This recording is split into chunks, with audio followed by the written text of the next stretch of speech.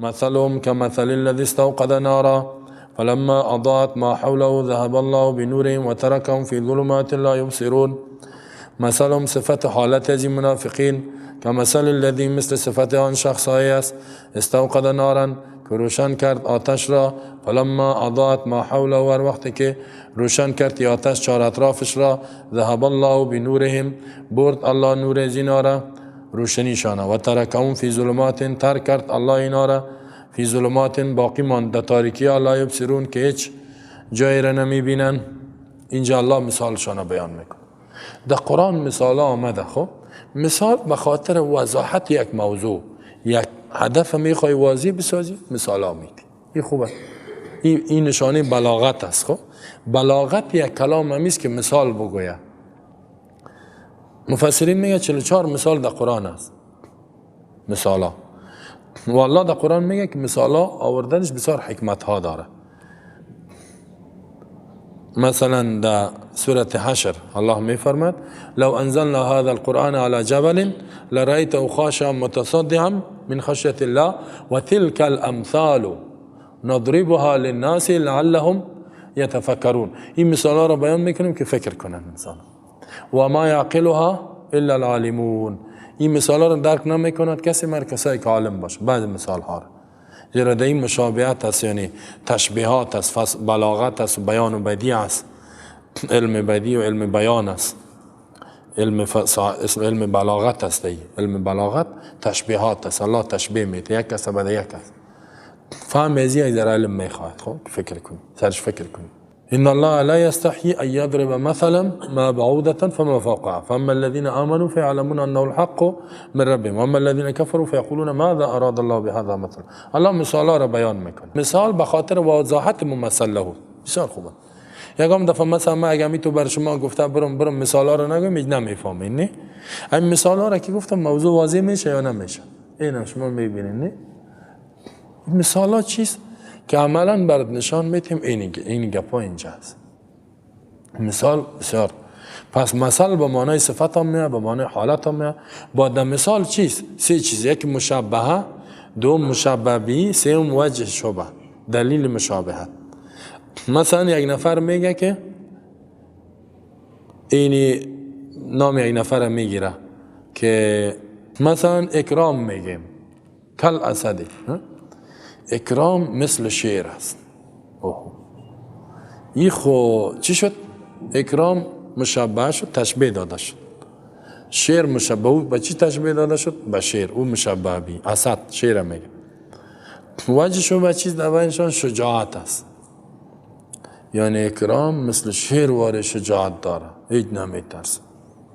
اینال باز قانون در مشابه است که مشابه ضعیف است، وجه شو بدهی در مشابه قوی است. شجاعت در شیر قوی است، در این هم یک ذره است، در این انسان هم است. توجه شده؟ پس اینجا الله تشبیه میته منافقین را. مشابه چیست؟ منافقین یا کافرها. مشابه به چیست؟ یک کسایی که در یک جای هستند و آتش روشن میکنن. الله میگه منافقا زمانی که ایمان خدا به زبان اظهار کردن مثل اونمون کسایی شد که در یک دشت هستند آتش روشن میکنن. یا هم که به زبان گفتن آمنا بالله آتش رو ایمان نه، چون که اینا ایمانشان حقیقی نیست الله ایرا نار میگه آتش میسوزانه، یعنی به زبان گفتن. فلما اضاءت ما حوله هر وقتی که آتش یک جای روشنی میکنی اطراف خدا روشن میکنه. یا هم که گفتن آمنا بالله و ما ایمان آوردیم بالله و روز قیامت چی کردن؟ اطراف خدا را روشن کردن. روشن چی؟ فواید از جامعه اسلامی مزایایش گرفتن. یا کسی که ایمان خدا اظهار کنه از ذره فایده میگیره. مثلا چی تو فایده میگیره؟ فایده ای میگیره که اگر جهاد شد غنیمت تقسیم شد برای زیام میاره. زکات شد میگه من فقیر هستم بده بمیام. از زکات استفاده میکنه. از غنیمت استفاده میکنه. از مال بیت المال جایزه است به مسلمان ها داده میشه بده به فلانی ها. یا یک نمره زمین در منطقه میتیم. کسایی که آدم های نیک است. قربان اسلام شام، قربان ایمان شام. بده به یک نمره زمین. اینی چیزا هدفشان نمیست. خب دیگه خب وقتی که ایمان خدا ظاهر کرد من مسلمان هستم میستم، در خانه یک تا خواستگاری میره. چطور آمدی؟ آمدیم که کت خواهم دختر شما عروسی کنم. ای بسیار آدم نیک است. همین تو دیگه ششته مرا منایسی غلامتان قبول کنید. امیال رفتیم در مدرسه ثبت نام کردیم، خوب یاد میگیرم. خب مقصد میخوانی، خب نماز صبح تهجد میخوانم. خب بته دختره بمی دختره بمی بته، ما میگیم ایمان داشته باشه. اینه هدفش از اینه میگه. پا دیگه چی میگه؟ ما مجاهد هستم جهاد کردیم. خب بته وزارت برش بته وزیر صاحب برو جهاد کرده، از مجاهد دفاع میکنه. یکم دفعه مجاهدم که باشد یکی دعوای جهاد یاره کنه، جهاد هم نکده باشه، میگه خیر طرفدار مجاهد خواست بته یک وزارت برش. نه نمیال دمی 50-50 که ببینین، نه بسیار کسا گرفتن 50-50، نه 50 بعین 50 بغین داده شد. نه اینا امی 50-50 دهی 50 که به مجاهد داده شد کلش مجاهد نبود. یکم تاش گفت صاحب ما مخلصین مجاهدین هستیم. بته برای میام یک ریاست بته، یک معینیت بته، یک چی بته، یک وزارت بته. یعنی این میا که هستن این مردم چی کردن؟ همی که گفتن ایمان جهاد اینجا چهار اطراف خدا رو روشن کردن، از مزایای جامعه اسلامی چی کردن؟ استفاده کردن. متوجه شدین یا نشدین؟ فکرتان در کدام جای دیگه نره. ها یکم دفعه من یک گپ باید بسیار مثالای چی نرین حال تصویر عین بیارین و غین بیارین و نکنین این کارا. همینجا فکرتان بگیرین، یکم مثالا رو براتون میگم. فهمیدین؟ این یکم مثال ها هست.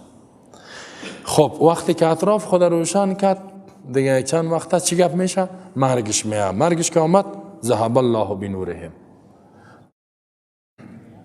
خب مثل کسایی که اونجا آتش روشن کرد، چهار اطراف روشن شد، چند دقیقه استفاده کرد، یک دفعه یک طوفان آمد، همین آتش از زیر گل کرد، چی گپ میشه؟ در تاریکی ها میمانن، جایی را نمیبینن. نه اینا هم چی شدن؟ این منافقین مرگش آمد خلاص شد، در تاریکی ها مان. در کدام تاریکی؟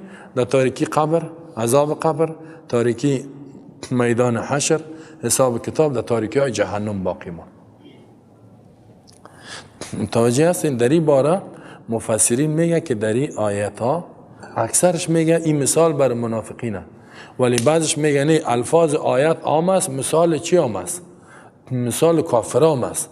این حال ما این آیت هم سر کافرها تطبیق میشه، بیضاوی میگه هم سر منافق تطبیق شه. این حال شما سعی کنین. خب مثلهم صفت ازینا که مثل الذی، مثل آن شخص است استوقد نارا. اگر منافق باشه صفت و حالت این منافقین حالتشان چی؟ که به زبان ایمان آشکارا کردن، ظاهر کردن، قلبا ایمان ندارن. که مثل الذی استوقد نارا، مثل آن شخص است که روشن کرد آتش را به تکلف، یعنی یا قلبا ایمان نداره، به سختی ایمان ظاهر کرده. فلما اضاءت ما حوله، مثل که کسی در یک دشت آتش روشن میکنه اطرافش روشن، اینم که گفت ایمان و جهاد و این گپا چهار اطراف خود روشن کرد، فایده گرفت، از مزایای جامعه اسلامی، منافع اسلامی استفاده کرد. ذهب الله بنورهم. ذهب الله بنورهم چی معنی؟ مثل که یک کسی در دشت است آتش شمال خاموش میکنه، این منافق یک دفعه با مرگش آمد، که آمد الله میگه نور ایمان زبانش رفت خلاص، در قلبم خود چیزی وجود نداره. چی باقی مان؟ آتش خالص برش باقی مان. و ترکم ترکش کرد فی ظلمات در تاریکی ها. اونجا خود تاریکی ظاهری است، اینجا تاریکی منافق چیست؟ تاریکی قبر. الله نجات بده. جان کندن بسیار سخته، سختی ها. تاریکی میدان قیامت بسیار خطرناک.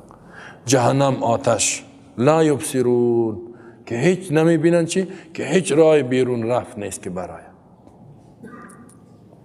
مثل که یک کسی در دشت آتش چی کرد؟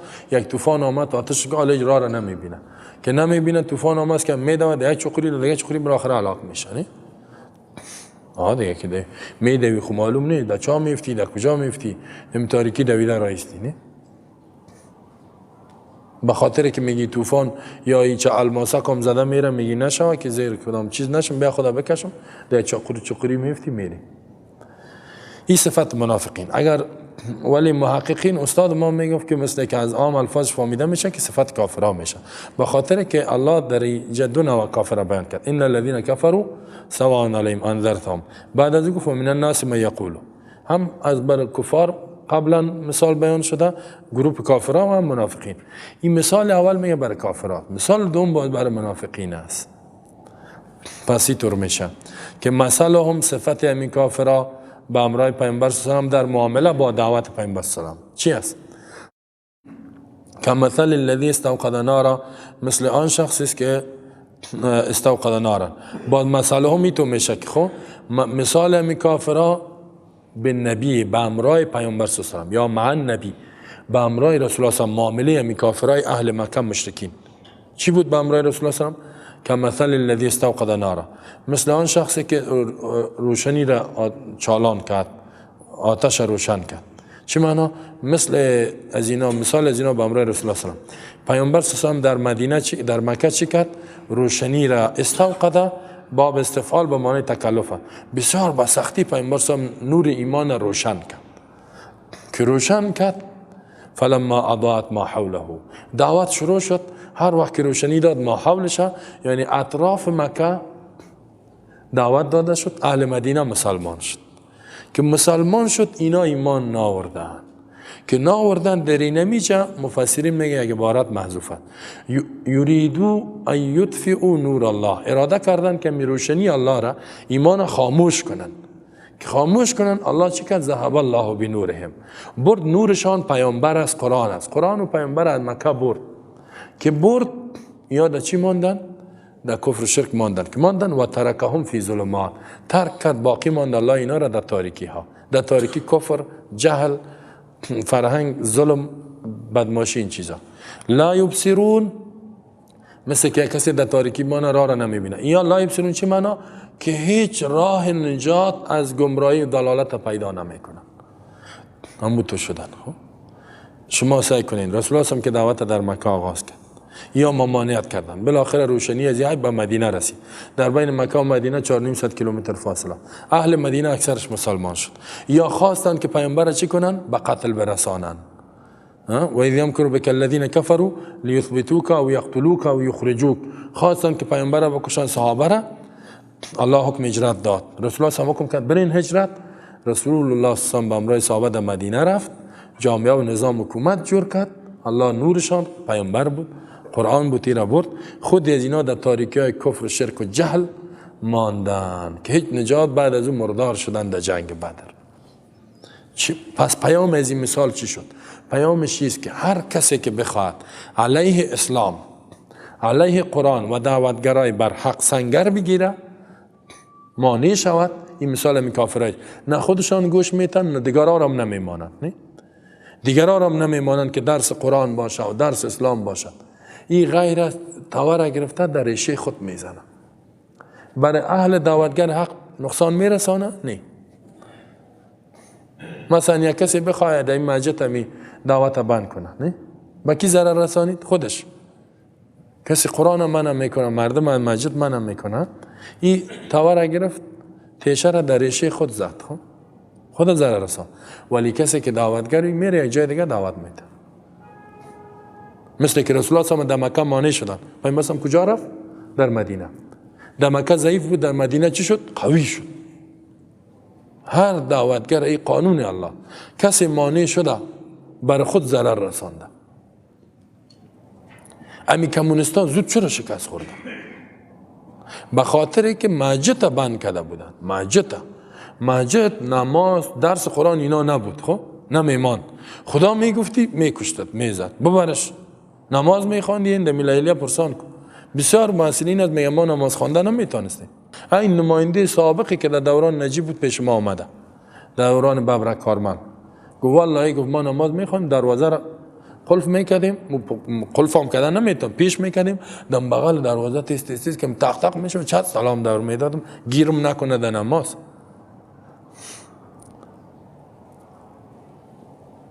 در نماز خواندن گیرم نکنم. ولی الله قزود تبایش کرد. چه بازی مردم افغانستان مسلمانم، چه سختی کنی امان قدر قوی میشه. حال خود دعوت است. سختی که کردی نظامی میشه کلگی، نظامی که شد ریشت کشیده میشه. حالا این قانون الله. رسول الله صلی الله علیه و مکه چی بود کارش؟ ملکی بود، نه دعوتی بود، مسالمت آمیز بود، به صورت صلح آمیز بود. هر وقتی که دعوت شبان کرد چی شد در مدینه؟ نظامی شد، با قوت آمد مکه را بدون جنگ فتح کرد یا نه؟ هیچ کسی با اهل قرآن ضرر رسانده نمیتونه، به شرطی که همون کسایی که اهل قرآن هستن ثبات داشته باشن، ثبات و استقامت. اینطوری که یک سیلی زدی شاگرد شوه پس برو یک سیلی زدیش میره دیگه. حالا چی گپ شد مولوی صاحب؟ گپ نمیزنی قرآن نه گمش که شعله تا بخو پرده تا بکو. والا ما یک چند تا گپ زدیم بسیار تهدید شدیم گمش کو. به این مردم خدمت نکنه باز ببینی که دیگه وضعش خراب است. این تو نکنه. رسول الله صلی الله علیه و آله یعنی بسیار شکنجه داد. اولین کسی که در راه اسلام شهید شد زن بود، سمیه را شهید کردن. اولین کسی اسلام قبول کرده بی خدیجه زن بود، ولی تسلیم نشدن. الله پیروزی را برش داد. پس در اینجا الله چه یک مثال بیان کرد، میگه مانی قرآن نشین، مانی راه حق نشوین. بیا در کجای قرآن خرابی است بگو که اینی گپش خراب. پس اگر شدین ریشه خودم میکشین، قبول کنین، ایمان بیارین. نمیاری بان که درس قرآن و حدیث دعوت و اسلام این چیزا باشه و این به خیرت است. اگر قبول نمیکنی باز الله جایت در کجا به زودترین وقت میبری، باز عمرت کوتاه میشه. باز ابو جهل چی شد که رسول الله از قرآن منع؟ در جنگ بدر سال 2 هجرت آمد که این پیامبرم میکشم، زدن سرش در چاه بدر لاشش انداختن یعنی لاش امی ابو جهل، عتبه، شیبه، امیه ابن خلف 70 دانه کلانا در مکه کابینه داشت، خب دارالندوه شورا 70 مثل که در جای یک کابینه مکمل بمره خب که اعضای شورایش. این بسیار خطرناک است. یک دفعه مثلا در یک کشور رئیس جمهور معاونایش وزیرایش که اعضای پارلمانش یک دفعه بمرن، اوه عذاب بیا. چی شد؟ کل چیز ختم شد. نه اینا امی اهل مکه را الله تو جزا بسته کابینه شتباک، بسته کابینه خراب شد. یک تا نفر مانده بود ابو سفیان. حالا او بیچاره هم دیگه ایران بود که چی گپ میشه، تنها مانده. ما چند وقت بعد او هم دیگه رسول الله سلام رسید مجبور شد تسلیم شود کلمه خوان. خوب شد بازم الحمدلله کلمه خوان. بازم وقتی که رسول الله سلام در فتح مکه رسید ابو سفیان آمد گفت که یا رسول الله چطور آمدی؟ پرسان دارن. پیامبر سم برش گفت که وقت از این نرسیده که ایمان بیاری، هنوز هم پرسان میکنی چطور آمدی؟ گفت قوت نظامی رسای که تو کی گپ زدن میتونی، حالا هنوز هم فلسفه پرسان داری. چطور آمدی؟ فلسفه‌ش میخوای نی؟ باز گفت وقت از این آمده که مسلمان شوی. هنوز هم گفت حق برات آشکارا نشد. باز گفت که اشهد ان لا اله الا الله و ان محمد رسول الله. حتی سفارش عثمان کرد. یعنی رسول الله هم کمی سرش خار بود. خب عثمان سفارشش کرد. همین سواله که کرد که چطور آمدی، رسول الله هم خواست که این را جزا بده. خب فهمیدین؟ ولی عثمان سفارش کرد. عثمان دوست سابقیش بود، داماد رسول الله هم گفت یا رسول الله برش وقت بته ایمان بیاره. یعنی دلش نبود که وقت بته برش، به خاطر بسیار ظلم کرده بود. یا کسی 20 سال با امرایت به جنگ آخر عفوش کنی نه؟ رسول الله هم ایمانش قبول کرد. آفرین، واقعا رسول رحمت بوده. و ما ارسلناک الا رحمتا للعالمین، رحمت برای کل جهان. 20 سال با امرایت به جنگ نه؟ بکشم مسلمانا را و آخرم تو ایمانش قبول کنی. یعنی میتونست بگه که میگفت برای چی آمدی؟ تو میکرد گردنشون جمع افت. اگر که یک صحابی بود امی که گفت که چرا آمدی، رسول الله هم خواست که امی از بین بره و صحابی طرف پیامبر هم سعی کرد. بعد پیامبر هم پسان گفتش که چرا کار از این خلاص نکردی؟ گفت یا رسول انتظار اشاره تو بودم. پیامبر هم گفت که میفهمی که نبی اشاره نمیکنه، یعنی در شأن نبی نه اشاره بازی کارای آدمای چی هست، غیر نبی نه ایتو کارا رو نمیکنه. گفت برو. گفت الله سرش رحم کرد. بسیار فرصتش کم بود دیگه. عثمان گفت که یا رسول الله قبولش کن. باز گفت بخوان کلمه را خوان. گفت برو دیگه. بعد از او گفت یه آدم سردار است، گفت برازی یک چی بده، یک جایزه بده. رسول الله گفت هر کسی من دخل دار ابو سفیان فهو آمن، هر کسی در خانه ابو سفیان داخل شد به امن است. یک قدر ابو سفیان خوشحال شد. اگه خو یک چیز بود. باز خانمش گفت که آمد پیش خانمش از زخنش گرفت و به غیرت چرا ایمان آوردی؟ من میبرایم در میدان جنگ. یگان دفعه زنام هم میتور هستن. گفت نکو، گفت جنگ من خلاص شد، گفت تسلیم شو، گفت نمیشه. خانمش گفت چی میگی؟ گفت برو تو ایمان بیار. گفت با من سخت است که ایمان بیارم، پدرم کشته شده. باز آخر او هم آمد ایمان آورد. وقتی که بیعت کرد گپ زد، دست خدا پیش کرد، رسول الله هم دستش نگرفت. گپ زد، چند بار گپ زد، فهمید. گفت کی هستی تو؟ با ترس گفت من هند هستم. هند. گفت که هند هستم، زوجت ابو سفیان، خانم ابو سفیان است. او هم سردار بود. خب رسول الله هم جگرخون شد. کاکایش یادش آمد. کاکای پیامبر قلبش پاره کرد، جگرش خورده بود، جگرش. ولی امور هم سعی کو بخشید. جگرخور رسول الله هم عفو کرد. حال باشن نه؟ حال می جنگای سوریه را شما دیدین، نه سر زن رحم میکنن، نه سر طفل رحم، نه سر دیگر رحم میکنن. بعد میگه دین اسلام دین ظلم و خشونت است. استغفر الله. والله اسلام دین رحمت است. صم بکم عمی فهم لا یرجعون او کصیب من السماء فیه ظلمات ورعد وبرق يجعلون أصابعهم في آذانهم من الصواعق حذر الموت والله محيط بالكافرين. مثالا را الله متعال بیان کرد برای گروپ اول یا فرقه اول که کافرا بود. خواستن که قرآن نشنیدن و خواستن که دیگران را مانع شوند. نتیجه چی شد؟ نتیجه ای شد که الله متعال پیامبر در مدینه برد، هجرت کرد و نور اونجا رفت. خود از اینا در تاریکی ماندن. در این آیت الله ای را بیان میکنه. این تتمه مثال اول است. کامل میکند که چرا اینا با پیامبر و قرآن دشمنی کردن، خودشان هم نشنیدن و دیگران را مانع شدن، یا چرا حق درک نمیکنن. الله میفرماید که آیا چشم نداره اینا، گوش ندارن، نه میشنون گپا، نمیبینن، زبان ندارن. الله میگه اسباب درکشان بند شده. سم کلمه جمع است، جمع اسم. بکم کلمه جمع است، مفردش ابکم. عمیون کلمه جمع، مفردش اعما. الفاظ جمع.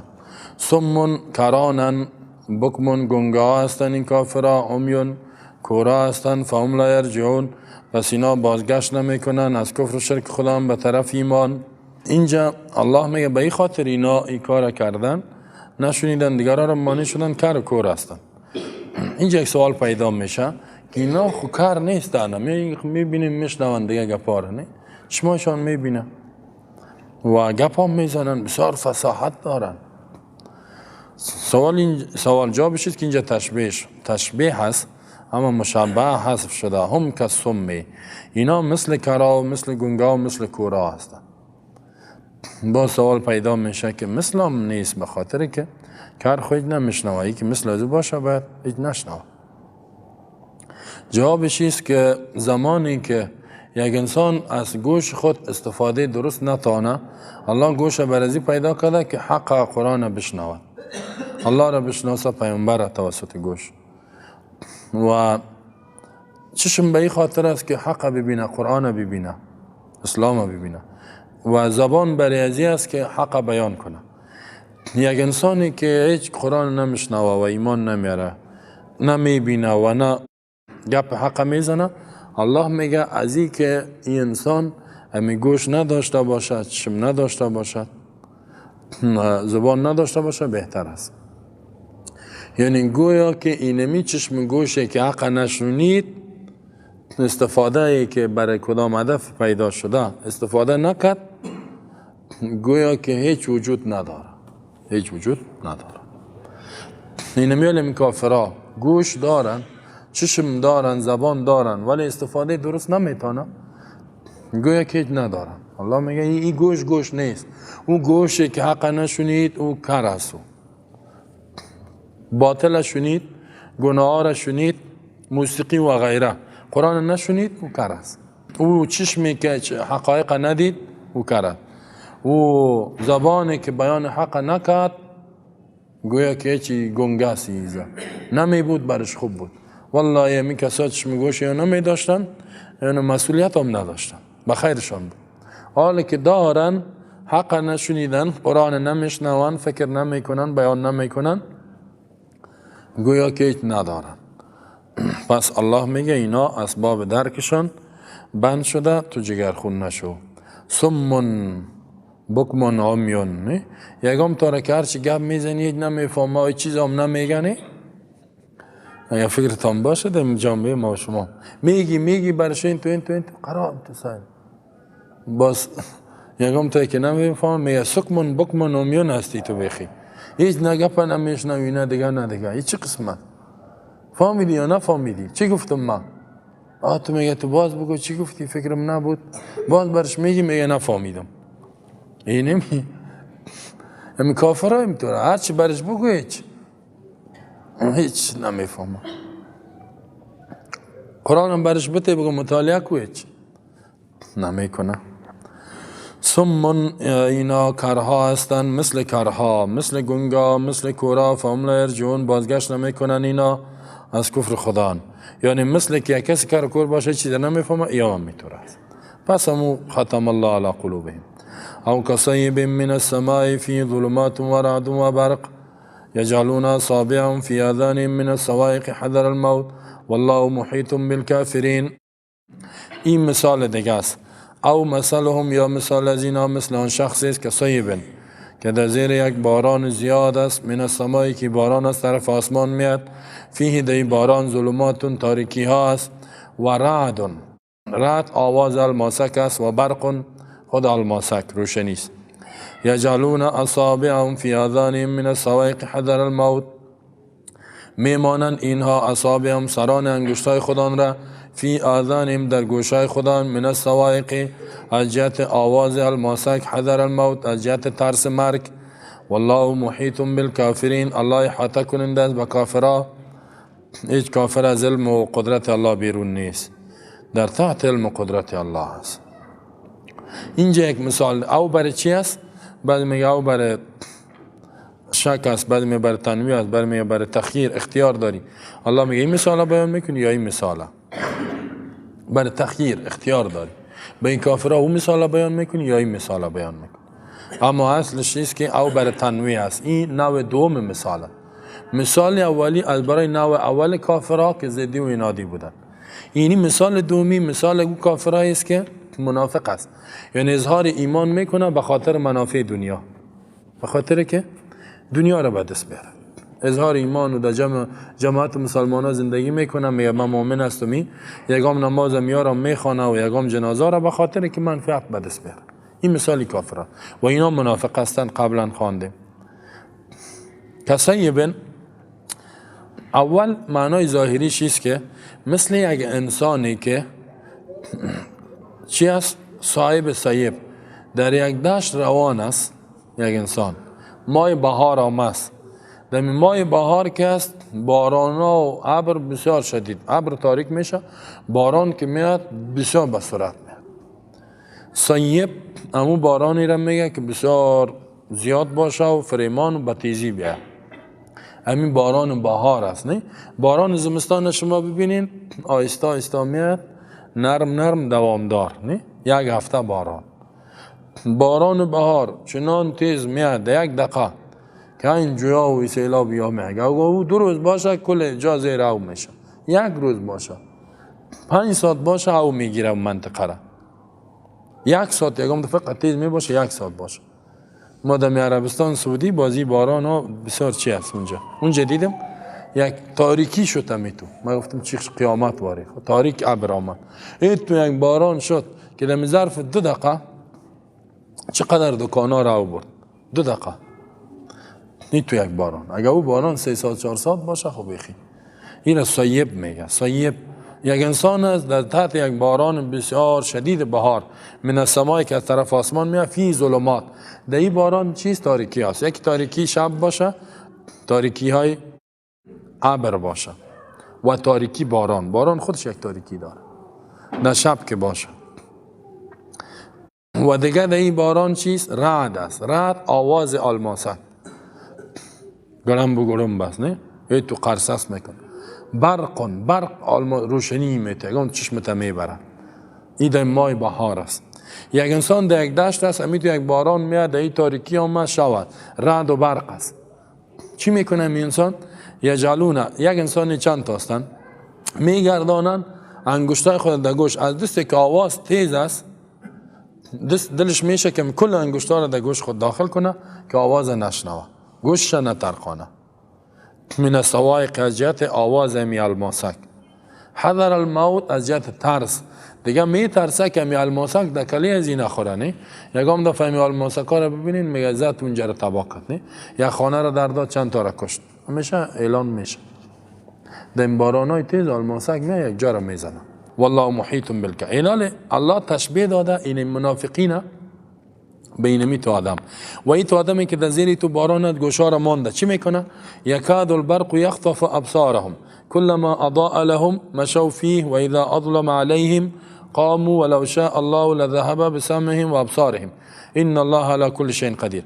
قریب است که اینمی برق امی روشنی الماسک در بهار، در باران بهار، یخطف، اختطاف کنه، ببره ابصارهم، قوی بینایی از اینا را. یکم دفعه راستی همی تو تیز می باشه که قوی چشمه بسیار سعی کن چشمت هم میبره قریب. کلما اضاء لهم مشوا فیه. اینمی آدمی که در دشت است، باران همی تو تیز است میاد، رعد و برق است، چی میکند؟ هر وقت که روشنی شود، یعنی تاریکی است، نه در تاریکی جای نمیری، خراششتی. روشنی شد مشوا فیه، میره و دمی روشنی تا یک جای خدا بکشه، به خاطر که از این باران تیز خدا خلاص کنه. هر وقت و اذا اظلم علیهم، وقتی که تاریک شد با بالش روشنی، قامو، استاد میشن، باز حرکت نمیکنن. ولو شاء الله لذهب بسمع، اگر الله میخواست میبرد قوه شنوایی بینایی از جرا، بخی چشم گوششان میگرفت، کورشان میکرد، کارشان میکرد. ان الله على كل شيء قدیر. بدون شک الله بر چیز قدرتمند است، قدرت داره که هر کاری را بکنه. خب این یارا الله منافقین به اینی تو مردم تشبیه داد که در بهار هستن، باران تیز میاد، در این تو حالت یا چی میکنن؟ اگر روشنی شد میرن، نشد قرار در جای خدا. این تو تشبیه داد. اینا تطبیقی مثال چطور میشه؟ منافقینی که ایمان خدا را ظاهر کردن در تحت چتر جامعه و حکومت اسلامی. مثال از یا چی است؟ مثال از اینا به همراه مؤمنین و قرآن و پیامبر مثل اون شخصی است که در زیر باران است. اینا چی کردن؟ در جامعه اسلامی که زندگی کرد، وحی از آسمان میآید، الله وحی را تشبیه داده به سایب، فرمان الله میاد. من السماء، باران از طرف آسمان میاد، وحی هم قرآن هم از طرف آسمان میاد. یعنی وقت با وقت اینا میبینن آیتا نازل میشه، خوب حتی حقایق عقیده و زندگیشان رو بیان میکنن. باز فیه، در باران چیز تاریکی ها، در وحی آسمانی ظلمات چی معنا؟ ظلمات اینجا دو معنا داره. یکی تکالیف اسلام است، تکلیف ها، مکلفیت، نماز، روزه، زکات، جهاد، دعوت. در جهاد خصوصا تکلیف است، مثل که باران میاد تاریکی است، انسان میترسه. همین تو جهاد است، نه؟ صبح و خیستن است، دعوت دادن است، در این تکلیفه. ترس از دشمن است. دیگه ای که ظلمات چی معنا؟ آیات های قرآن که میاد اعمال کفر، شرک و نفاق این را بیان میکنه. اعمال کفر، شرک و نفاق رد میکنه. اینا میبینن که اینی الله میگه این یک ظلمت است، دیگه ظلمتی، دیگه این شرک، کفر، نفاق، این عقیده. و رعد چیست؟ تخویفات میگه، ترساندن، زواجر. در قرآن تخویفات است، الله میترساند مثل رعد وار انسانه. خب انسان که از آتش جهنم خدا نگاه کو، اگر این عمل خراب کردی هلاک میشی مثل فلانه قوم فلانه. زجر میتکینی کار نکو، نتیجه عمل در دنیا هم جزا داره، در آخرت هم جزا داره. برق دیگه آیات های قرآن در این چی هست؟ برق است. برق چیست؟ دلایلش روشنی میته مثل الماسک. بسیار دلایل قوی داره مثل برق که روشنی میته. یعنی چی معنا؟ وقتی قرآن دلایل خود بیان میکنه تاریکی ها را محو میکنه، به شرط کسی قبول کنه. یجعلون اصابعهم فی آذانهم، یا کسی که در دشت است ایتو یک باران باشه دست در گوش میمانه، یا چی میکنن؟ قرآن که نازل میشه در این اعمال است، ظلمات، اعمال جهاد و این گپا است دیگه، کفر شرک اینا رد میشه، رعد زواجر تخویفات است، برق بشارت و دلایل است. اینا چی میکنن؟ ایوازی قرآن بشنوانی منافقین از مجلس قرآن میگریزن، اگر که آمدن هم یجعلون اصابعهم فی آذانهم، دست در گوش میمان. این قدری منافقین که باشه می حق نشنو. یا کسی که در دشت از دست در گوش میمانه من الصواعق، از جهت ترس آواز الماسک. این چی میکنه؟ از جهت ترس شنیدن آواز قرآن، دعوت قرآن دست در گوش مانده. حذر الموت، از جهت ترس. منافق از شنیدن قرآن می ترسه مثل مرگ، مثل که بکشیش آسان میگه قرآن در گوشم رفت مرگ واری است که سر ما تاثیر نکنه مسلمان نشم. ایمان مثل مرگ میدانه، اسلام قرآن. سبحان الله. این تو کافر است. این تو آدم ها را ما شما هست زیاد است. قرآن بیان کردن مثل که مرگ است. همیال بعض منافقین است اینمی قرآن که ما بیان میکنیم این مردگی واریم تو میگه مردم وای تو شدم وای تو شدم جگر خو اون هستمید خودش نمیشنوه که برش اول میگه که این تو گپا میگن این تو بس استاد گوش این گپای ملا را به من نگو اعصابم خراب شد. برش که بگوین که در منجتا این تو قرآن بیان میشه این تو وضعش خراب میشه ولی چیزی از دستش نمیاد. اونا هم قرآن خود جامعه مدینه خود حکومت پیش مسلمان ها بود خوب قوی بیان میشه. اینا دیگه تو در جگر خونی بودن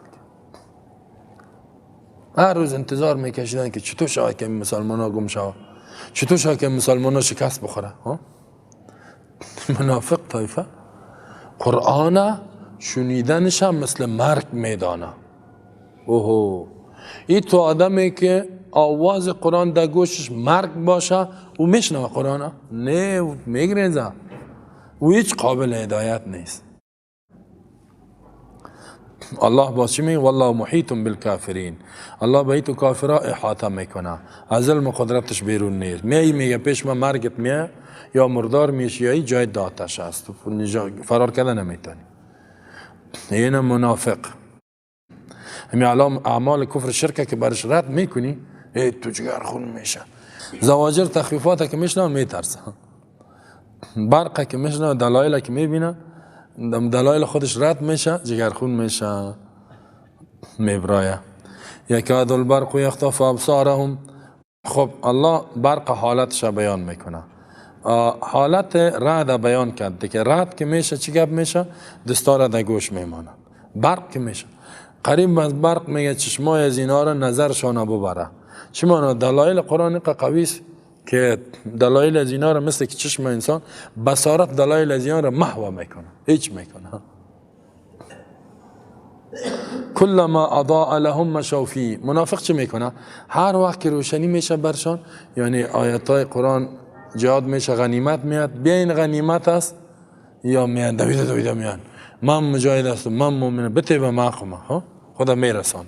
و دیگه ای که کلما اضاء لهم مشوا فیه وقتی که میگی مال فقیر زکات است میدوه، زمین است توزیع میدوه، ریاست اینا میتیم دویده میاد ما مسلمان هستیم به ما بتین یک چیز قدرت. و اذا اظلم علیهم وقتی که تاریک میشه ایتون بریم به طرف جهاد بیاین اوهو ببین که گم شد در غارای مش داخل میشه قامو توقف میکنن چیگه پس موجه صدا آمد میگه اولا دشمن حمله کرده در جهاد میریم خب تا یک جای دوید استاد میشه شما برین ما میایم پس دور میخوره شما برین ما میایم هیچ چیگه پس در این مجد والا یک مصیبت پیدا شده مردم جمع شده میرن یا این نفر نجات بتن خب چی کار میکنن؟ تظاهرات خب من رفتم پس موتر دور میتن دور بخور. ولی تو مشکل پیدا شد میگه. دمی حالتهای خوشی که باشه دویده میاد. خوشی است، پول است، پیسه است، آرامی است، نه؟ جایی که غم آمد خلاص شد. این صفت منافقت. مؤمنی است که در هر حالت یک قسم باشه. غنیمت گفت نه میده، میگه حق ما باشه میتن جدا میکن. مصیبت بود میده، میگه چرا؟ صحابه هم تو بودن. خب کوشش کنیم ما شما این صفت نفاق در غم یک مسلمان نمیشی شریک، در خوشیش میایی، بسیار خطرناک. ولو شاء الله لذهب بسمعهم و ابصارهم. الله میگه اگه الله اراده میکرد میبرد قوه شنوایی بیناییشان. چی معنی؟ اگه الله میگه قهار اگر بخواد همین گوش از اینا را بیخی کرشان میکنه، کورشان میکنه. چی به درد میخوره این گوش قرآن نشنو؟ چشمی که نبینه قرآن. ان الله علی کل شیء قدیر. بدون شک الله به هر چیز قدرت داره. پس شما تطبیق مثال فهمیدین نه؟ چی بود؟ همه قدر بس از دیگه. گفتنی ای ذره تیز برو دیگه، بسیار گپ نمیزنیم روشنش. یا ایها الناس اعبدوا ربکم الذی خلقکم والذین من قبلکم لعلکم تتقون. این آیت 20 از اینجا شروع شد. اینجا باب دوم است و باب اول بود. در روز چی را بیان کرد؟ متقیا، کسایی که از قرآن استفاده کرد. کسایی که به ضد قرآن کافرها صفاتش چیست؟ منافقین صفاتشان 15 صفات شد. به امرای مثال ها بیان کرد. حال الله اینجا دعوت به مقصد قرآن. ذالک الکتاب، قرآن نازل شده. برای چی آمده؟ اعبدوا. هدف از آمدن قرآن چیست؟ عبادت، اطاعت. که احکام و دستورات قرآن باید عملی شد.